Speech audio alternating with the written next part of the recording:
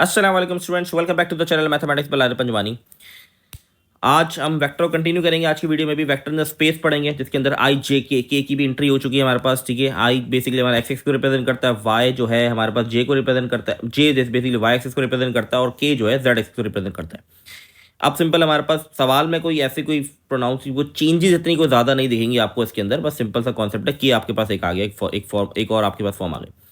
Find the value of T if the vector, दो vector दिए हुए हैं सेम है, कह रहा है ये वेक्टर फाइंड कर दो वैल्यू टी की। ये जो वेक्टर गिवन है इन दोनों के मैग्नीट्यूड सेम है। ठीक है, मैग्नीट्यूड निकाला मैंने लास्ट क्लास में सिखाया था, बहुत ही सिंपल सा कॉन्सेप्ट था, कोई इतना मुश्किल नहीं था। तो सबसे पहले मैं क्या करूँगा, कंडीशन के मुताबिक मुझे इस टी की वैल्यू निकालनी है, और कंडीशन कह रही है इन दोनों का मैग्नीट्यूड सेम है। तो मैंने क्या किया, इन दोनों के मैग्नीट्यूड को बराबर लिख दिया, ये आ गया और यहाँ आ गया 5² + 2² माइनस टी स्क्वायर। ठीक है, अब यहाँ पर 3 का स्क्वायर 9 होगा और इसका 25, तो 9 + 25 + 49 हो जाएगा। ठीक है, यहाँ क्या हो जाएगा, 5 का स्क्वायर 25, ये 4 हो गया और ये टी स्क्वायर बन गया। मुझे यहाँ पर निकालनी है वैल्यू टी की। तो अब यहाँ पर इसको ऐड कर देते हैं पहले हम। तो हमारे पास नंबर्स क्या क्या हैं, 9 + 25, 9 + 25 + 49, तो ये 83 आ गया, √83। और यहाँ मेरे पास 29 + टी स्क्वायर आ गया।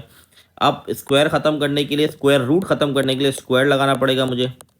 ये कट डाउन हो गए, तो अब 83 और 29 यहाँ आ जाएगा तो माइनस हो जाएगा। ठीक है, बड़ा सिंपल सा कॉन्सेप्ट है, रूट से बाहर आके मैंने उसको वहाँ माइनस करा दिया। तो ये मेरे पास टी स्क्वायर की जो वैल्यू आ रही है वो आ रही है टी स्क्वायर = √54। अब मैं क्या करूँगा, अच्छा नहीं सॉरी, रूट नहीं है, सॉरी 54 आ रही है, सॉरी। तो यहाँ वैल्यू आ रही है 54। अब रूट ऑन बोथ साइड करूँगा तो ये कट जाएगा, तो टी की वैल्यू मेरे पास क्या आ जाएगी, √54 हम देख लेंगे कैलकुलेटर के अंदर। 7.38 पॉइंट्स में देखें तो 7.34 आ रही है। तो ये इसकी वैल्यू आ गई, और हम चाहें तो इसको कैलकुलेटर में भी चेक कर सकते हैं। रूट्स 54 नॉट 7, 54, 3√6 इसका आंसर आ रहा है। ठीक है, 3√6 इसका आंसर आ रहा है। ठीक है, पॉइंट्स पे भी लिख देते कोई गलत नहीं है। ठीक है, ऐसा कोई इशू नहीं है कि पॉइंट्स पे नहीं लिख सकते, लेकिन बेहतर है इस फॉर्म में लिखे 3√6 54। ठीक है, 54 इसका करेक्ट आंसर है। ठीक है, आई होप पहला सवाल क्लियर होगा। नेक्स्ट क्वेश्चन में मूव करते हैं हम। नेक्स्ट क्वेश्चन हमारे पास है, find the initial point of the vector if the terminal point is this. Initial point vector का निकालना है। अब इनिशियल पॉइंट क्या है, टर्मिनल पॉइंट क्या है। फॉर एग्जांपल एक वेक्टर है हमारे पास ए, जिसकी लाइन है, उसका जो स्टार्टिंग पॉइंट है वो हमारे पास कहलाता है इनिशियल पॉइंट, और एंडिंग हमारे पास कहलाएगी टर्मिनल पॉइंट। ठीक है, और ये हमारे पास ए वेक्टर का है। ठीक है, इसको सॉल्व करने सिंपल तरीका है। फॉर एग्जांपल हमारे पास वेक्टर ए है, तो इसको सॉल्व करने का तरीका है, टर्मिनल पॉइंट को माइनस कर दें इनिशियल पॉइंट से।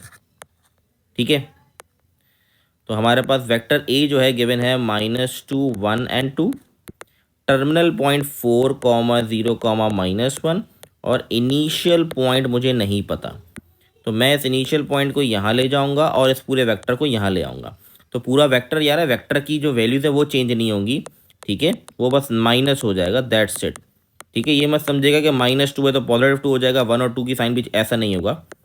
तो ये -2 1 और 2 ये एज वैसे ही रहेगा। तो पहली वाली वैल्यू पहले से 4, अब ये देखिए ये भी माइनस है और ये भी माइनस है, तो ये प्लस हो जाएगा, 6 हो जाएगा। फिर 0 -1 माइनस का 1, -1 एंड -2, तो ये माइनस का 3 हो गया।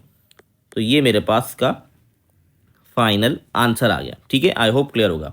अच्छा, इसका जो सेकंड पार्ट है एग्जैक्टली ऐसा ही होगा। ठीक है, टर्मिनल पॉइंट निकालना है, इनिशियल पॉइंट दे दिया, इसको समझे ये एक ही चीज़ है। ठीक है, इससे घबराने की जरूरत, ये A1 A2 क्या है, तो इसी तरीके से इसको सॉल्व करना है। A1 A2 बराबर होगा terminal point minus initial point. यहाँ आपको टर्मिनल पॉइंट निकालना है। आप लोग इसको सॉल्व करें, मुझे कमेंट में बताएं आपके पास क्या आंसर आ रहा है। ठीक है, आई होप क्लियर होगा। बहुत सिंपल से कॉन्सेप्ट है वेक्टर्स के अंदर, ज़्यादा मुश्किल चैप्टर नहीं है। और मैं ये कह रहा हूँ, बार बार ये चीज़ बता रहा हूँ कि आप लोगों ने फिजिक्स में ये चीज़ पढ़ी होगी, पढ़ रहे होंगे आप लोग, या पढ़ ली होगी आपने चैप्टर ये वाला, तो इसलिए ज़्यादा मुश्किल लगेगा भी नहीं आपको। अच्छा, द इनिशियल, अब इस सवाल पे आते हैं, the initial point of the vector of magnitude 5 is this, if find K if the terminal point is, initial मुझे वेक्टर का जो है इनिशियल और टर्मिनल पॉइंट दे दिया गया है और मैग्नीट्यूड बता देगा, लेकिन वो वेक्टर नहीं बताया हुआ, और यहाँ पर एक चीज़ अननोन है के, जो मुझे फाइंड आउट करनी है। ठीक है, फिर रिपीट कर रहा हूँ, सवाल में मुझे वेक्टर का मैग्नीट्यूड दे दिया है, उसका इनिशियल और टर्मिनल पॉइंट बताया, लेकिन वेक्टर नहीं पता ये किसके इनिशियल पॉइंट है टर्मिनल पॉइंट है, वो नहीं बताया हुआ, और मुझे एक अननोन वैल्यू फाइंड आउट करनी है। तो फॉर्मूला तो वही लगेगा, फॉर एग्जाम्पल ए वेक्टर है, terminal point minus initial point कर दिया, टर्मिनल पॉइंट मुझे जो गिवन है वो है 3,√3,3,√3, इनिशियल पॉइंट 1 माइनस √3, -1, तो 3 -1 हो गया 2 के बराबर,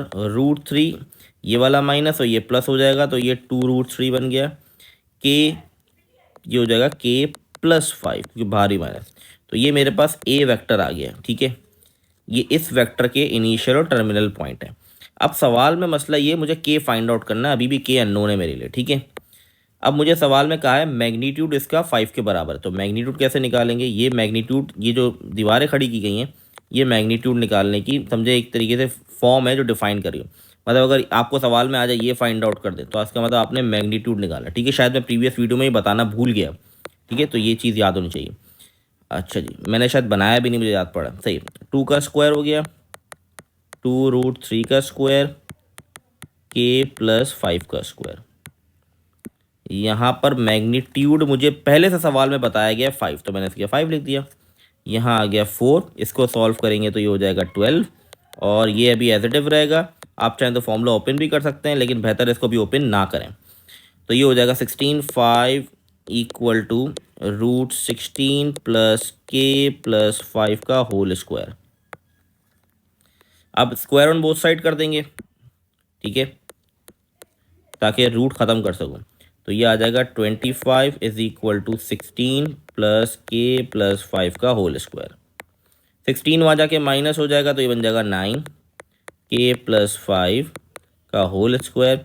square root on both side लगाऊंगा ताकि स्क्वायर ख़त्म कर सकूं। यहाँ आ जाएगा +-3 के +5। अब यहाँ पर के को 2 बार वैल्यू निकलेगी, एक बार +3 लूँगा तो के की वैल्यू आ जाएगी -2, क्योंकि 5 वहाँ जाके माइनस हो जाएगा, और एक बार मैं के की वैल्यू और 3 लूँगा -3, तो के की वैल्यू आ जाएगी -8। तो ये 2 वैल्यूज हमारे पास आ गई। ठीक है, तो ये इसका सिंपल सा सवाल का जवाब था। आई होप ये वाला क्लियर होगा। अच्छा जी, अगला हमारे पास जो सवाल है, P Q R are the point with position vector given by this, find the position vector of the point divide Q R internally in the ratio. अच्छा, आपके पास जब भी लाइन डिवाइड का सवाल आ जाए तो इसको सिंपली हमने कैसे करना है, इंटरनली और एक्सटर्नली, ये 2 फॉर्मूले यूज़ होंगे।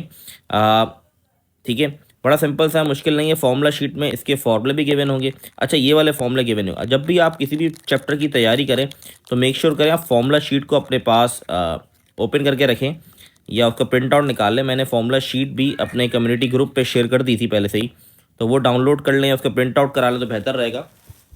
ठीक है, अगर किसी ने ग्रुप ज्वाइन नहीं किया है व्हाट्सअप का, तो मैं फिर से लिंक शेयर कर देता हूँ, वो ज्वाइन कर लें। कम्युनिटी ग्रुप है, उसके अंदर सारी वर्कबुक भी ऑलरेडी फ्री में अवेलेबल है, उसकी प्रैक्टिस करें। अच्छा, सवाल पे आते हैं। Divide Q R internally in a ratio of this. इसका फॉर्मूला हमारे पास होता है MB + NA divide by M + N। ये हमारे पास फॉर्मूला होता है। ठीक है, M और N जो हैं ये रिप्रेजेंट कर रहे हैं रेशो को मेरे। ठीक है, रेशो क्या है, 3:2, तो पहला वाला M है, दूसरा वाला N है। अब यहाँ पर क्यू आर की बात कर रहा है, क्यू ये रहा और आर ये वैल्यू, तो B जो है वो आर को रिप्रेजेंट कर रहा है और ये ए को रिप्रेजेंट कर रहा है। ठीक है, पहला वाला ए, क्योंकि क्यू मतलब ए हो गया, आर मतलब बी हो गया। ठीक है, तो अब सिंपल हमने क्या किया, पहले 3 लिखा जो कि M का रेशो है, फिर इसकी वैल्यू 0,1,1 प्लस N हमारे पास जो है वो 2 है, और जो Q है मेरे पास वो है 1 - 1 एंड 2, नीचे आ जाएगा 3 + 2। तो ये मेरे पास आ गया 0 3 3 को मल्टीप्लाई करा दिया मैंने, 2 - 2 एंड 4 डिवाइडेड बाय 5। पहला वाला पहले से हो जाएगा 2, दूसरा वाला तो 3 और -2 तो 1 हो गया, और ये 3 + 4 7 हो गया डिवाइड बाय 2। इसको सॉरी 5 नॉट 2, 5 है मेरे पास। ठीक है, डिवाइडेड बाय 5 आ जाएगा हमारे पास। अब इसको प्रॉपर तरीके से लिख देते हैं, 2/5i plus 1/5j plus 7/5k। ये इसका फाइनल आंसर हो गया। ठीक है, तो आई होप क्लियर हो गई ये वाला सवाल। नेक्स्ट क्वेश्चन पे मूव करते हैं हम जल्दी से। Find the vertex O A where O A magnitude is 2 and O is in the opposite direction of the vector. अब ओ ए जो है, एक ओ है हमारे पास, पोजीशन वेक्टर दिया हुआ है जिसका मैग्नीट्यूड 2 के बराबर है। फाइंड यही करना है, ये वर्टेक्स नहीं है, वेक्टर होगा। ठीक है, O A is in the position opposite direction of the vector of this. और ये जो मूव कर रहा है अपोजिट डायरेक्शन में मूव कर रहा है। अपोजिट डायरेक्शन में मतलब नेगेटिव आएगा। नेगेटिविटी कहाँ आएगी? तो पहले तो मैं ये इस वेक्टर की डायरेक्शन निकालूंगा। तो यूनिट वेक्टर में सबसे पहले यूनिट वेक्टर का फॉर्मूला लगाऊंगा यहाँ पर। तो यहाँ पर मेरे पास 8,1,-4 डायरेक्शन हम निकालेंगे इसकी। तो 8 स्क्वायर प्लस 1 का स्क्वायर प्लस -4 का स्क्वायर। तो 8,1,-4 नीचे मेरे पास आ गया 8 का स्क्वायर 64 प्लस 1 प्लस 16, तो ये बन गया √81, जो कि रूट से बाहर आके बन जाएगा मेरे पास 9। ठीक है, अब इसको सिंपल फॉर्म में लिख देते हैं हम।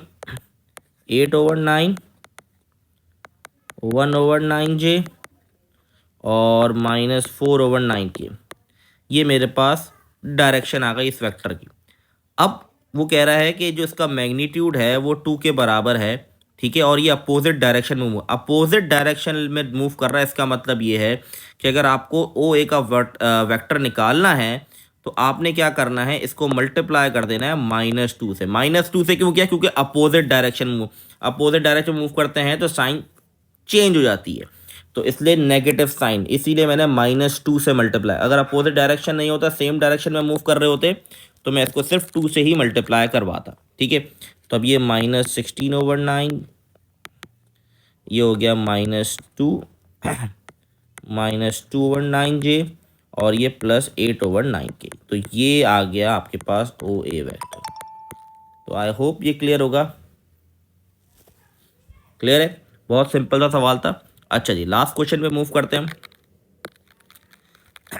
ये सारे सवाल बहुत इंपॉर्टेंट है। अच्छा, सेकेंड टर्म में भी यही चैप्टर इंक्लूडेड है इस साल के लिए। अगले साल उनके लिए भी नया सिलेबस इंक्लूड होगा, तो उनके लिए भी ये सारे सवाल इंपॉर्टेंट है। Find the length of the medium through point O of the triangle OCD। एक ट्राइंगल है मेरे पास, ठीक है, इसको मैंने O कह दिया, ये C हो गया, D हो गया। कह रहा है find the length of the median through O। एक मीडियन मतलब एक लाइन निकल रही है O से, जो सामने वाली साइड को सेंटर से कट कर रही है, सेंटर पे टच कर रही है। ठीक है, ये कहलाती है मीडियन। अब इसकी लेंथ निकालनी है मुझे, और C और D का मुझे पॉइंट दिए हुए हैं। अब C और D के पॉइंट देखिए, कुछ फॉर्मूले ऐसे हैं जो आपको नहीं गिवन होंगे। ये वाला फॉर्मूला जो बता रहा हूँ नहीं गिवन होगा। अब यहाँ पर सबसे पहला स्टेप मेरा क्या होगा? सबसे पहला स्टेप होगा इसका, मुझे इस लाइन का वेक्टर निकालना। तो मैं कैसे निकालूंगा? इन दोनों का मिड पॉइंट निकाल के। मिड पॉइंट कैसे? क्योंकि सेंटर में एक टच करता है, तो कैसे निकलेगा? गौर से सुन लें। पहली वाली वैल्यू पहले से ऐड होगी, 2 और 4 ऐड हो गए, डिवाइड बाय 2 कर देंगे। ये इसका तरीका है मिड वैल्यू अगर निकालनी है आपको। एक लाइन में अगर आपको सेंटर वैल्यू निकालनी है 2 पॉइंट के दरमियान, तो उसका तरीका ही होता है, पहली वैल्यू को पहले से प्लस करें, डिवाइड बाय 2 कर दें। दूसरी वैल्यू को दूसरी से प्लस करें। दूसरी वैल्यू क्या है? 7। अच्छा, पहली 2 और 4 थी, दूसरी है 7 और 1,